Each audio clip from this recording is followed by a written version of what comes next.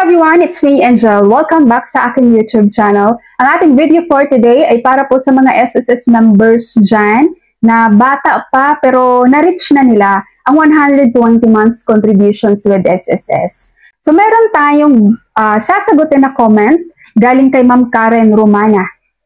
Sabi niya, Ma'am, pwede na po ihinto ang paghulog sa SSS pag umabot na ng 11 years?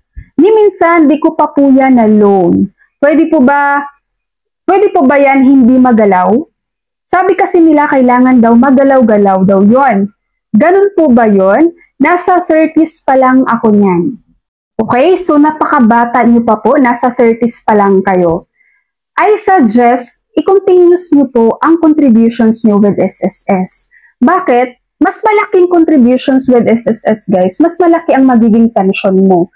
Pag ikaw huminto ka na dahil na-reach mo na yung 120 months contributions, ipagdating mo ng iyong retirement claim, mababa lang din yung makukuha mong pension with SSS.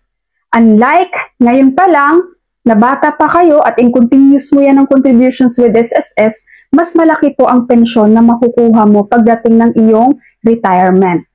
At ang daming pwedeng mangyari, guys, kapag huminto ka sa SSS. Lalong-lalo na po dito sa nag-comment na ang bata niyo pa, nasa 30s pa lang kayo. Bakit? Kapag hininto mo po ito, ang contributions mo, number 1, paano kapag nabuntis ka? So, hindi ka makakapag-file ng maternity benefits. Paano kapag nagkasakit ka?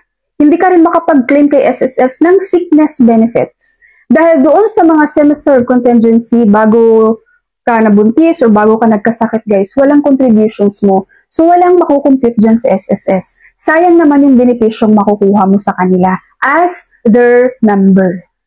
Nagets niyo po? Kaya ngayon, kung may kakayahan naman kayo na magpatuloy ng contributions nyo with SSS, guys, kahit na-reach nyo yung 120 months contributions, i-continuous nyo lang. Kasi hindi na masasayang yung pera nyo dyan. Mas malaking contributions kay SSS, mas malaking pensyon ang makukuha nyo.